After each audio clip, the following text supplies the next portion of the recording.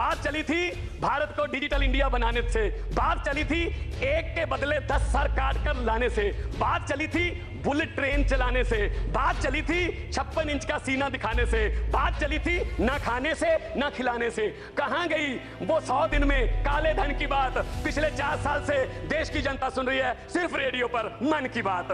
चौकीदार देख रहा है, चौकीदार देख रहा है और लोग बैंकों को चूना लगाकर भगौड़े हो रहे हैं और लाखों पढ़े लिखे नौजवानों के सपने आंखों के सामने पकौड़े हो रहे हैं। अब तो साहब के ऑफिस से मेन्यू बनकर आता है कि हमने क्या पहनना है और हम क्या खाने वाले हैं। मोदी जी अगले 6-7 महीने में आप जाने वाले हैं, कृपया जाते जाते ही बता दीजिए अच्छे दिन कब आने वाले हूं कि ये पहला वादा नहीं है जो मोदी जी मुकरे हैं, ये स्वामीनाथन का वादा करके भी मुकरे हैं, ये 2 करोड़ नौकरियां देने का वादा करके भी मुकरे हैं, ये मुकरने के माहिर हैं। मैडम स्पीकर, जिस घर में एलजी रहते हैं उस घर में अंग्रेजों के जमाने में वायसराय रहते थे, शायद वायसराय की आत्मा एलजी में घुस गई है। क्या लाट साहब के डंडे से दिल्ली चलाओगे?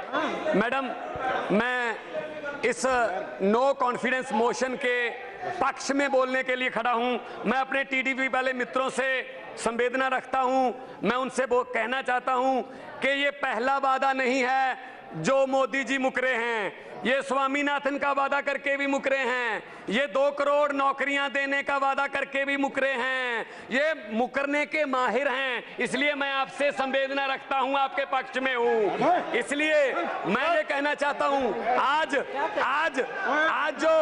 आज मेरे मित्र जो हैं जो बोल रहे थे, आज मेरे मित्र बीजेपी के जो जितने भी बीजेपी के जितने भी मेरे मित्रों ने आज स्पीच दी, लगभग सभी में उन्होंने कहा हम सभी राज्यों को लोकतांत्रिक तरीके से सरकारें चलाने के लिए अधिकार देते हैं। क्या दिल्ली को आप देश का हिस्सा नहीं मानते? दिल्ली में आप क्या कर रहे हैं? दिल्ली में दिल्ली का चुना हुआ मुख्यमंत्री 9 दिन तक एलजी के वेटिंग रूम में उसके घर में उसको मिलने के लिए वेट कर रहा है, 9 मिनट नहीं मिले उसको मिलने के लिए। क्या ये लोकतंत्र है? 4 राज्यों के मुख्यमंत्री आए, उनसे भी एलजी नहीं मिले। मैडम स्पीकर, जिस घर में एलजी रहते हैं उस घर में अंग्रेजों के जमाने में वायसराय रहते थे, शायद वायसराय की आत्मा एलजी में घुस गई है। क्या लाट साहब के डंडे से दिल्ली चलाओगे? क्या ये लोकतंत्र है कि ये फेडरल स्ट्रक्चर के लिए बहुत बड़ा खतरा है? ये गोवा में भी ऐसे करते हैं, ये अरुणाचल प्रदेश में भी ऐसे करते हैं। मैडम, मैं आगे कहना चाहता हूं, प्रधानमंत्री जी जब किसी स्टेट में जाते हैं तो स्टेट की जो ट्रेडिशनल उसकी ड्रेस होती है वो उनको पहनाई जाती है। दुख से कहना पड़ रहा है कि पिछले दिनों प्रधानमंत्री जी पंजाब के दौरे पर गए, उनको पगड़ी पहनाई गई। 90% कुर्बानियां पंजाब देश को याद कराने के लिए पंजाबियों की हैं। दुख से कहना पड़ रहा है 90% जो कुर्बानियां देने वाले पंजाबी जिन्होंने देश आजाद कराया, उस आजाद देश का प्रधानमंत्री 90 सेकंड तक भी वो पगड़ी को अपने सर पे नहीं रखता। 5 सेकंड में उन्होंने पगड़ी फेंक दी। इससे पता चलता है कि माइनॉरिटीज की कितनी कदर है प्रधानमंत्री के दिल में। मैडम, मैं ये कहना चाहता हूं, आज डिबेट किस बात पे चल रही है? बेरोजगारी पे तो कोई डिबेट ही नहीं चल रही, आज डिजिटल इंडिया पे तो बात ही नहीं कर रहा। आज डिबेट चल रही है हिंदू मुस्लिम पे। कोई भी टीवी लगा लो, हिंदू मुस्लिम। ये देश में जो ये विभाजन की जो राजनीति है ये बहुत ही खतरनाक है, ये बहुत ही देश को बांटने वाली बात है। मैडम, पेट्रोल और डीजल के भाव कहां चले गए? क्या बोल के आई थी सरकार? बहुत हुई महंगाई की मार, अब की बार बीजेपी सरकार। लेकिन महंगाई की बात पूछो, आप सब्जियां खरीदने जाओ तो क्या हाल है? डॉलर की कीमत ऑल टाइम लो है, 70 रुपए तक चली गई है। कौन सी प्राप्ति है? बड़ी बड़ी प्राप्तियां गिना रहे थे।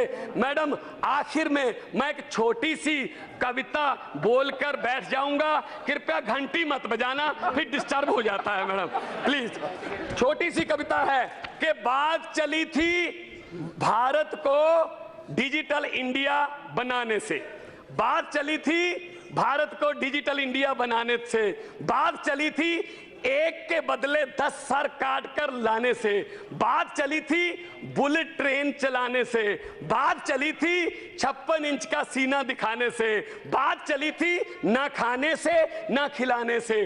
कहां गई वो 100 दिन में काले धन की बात? पिछले 4 साल से देश की जनता सुन रही है सिर्फ रेडियो पर मन की बात। चौकीदार देख रहा है, चौकीदार देख रहा है और लोग बैंकों को चूना लगाकर भगौड़े हो रहे हैं और लाखों पढ़े लिखे नौजवानों के सपने आंखों के सामने पकौड़े हो रहे हैं। अब तो साहब के ऑफिस से मेन्यू बनकर आता है कि हमने क्या पहनना है और हम क्या खाने वाले हैं। मोदी जी अगले 6-7 महीने में आप जाने वाले हैं, कृपया जाते जाते ही बता दीजिए अच्छे दिन कब आने वाले हैं। बहुत बहुत शुक्रिया।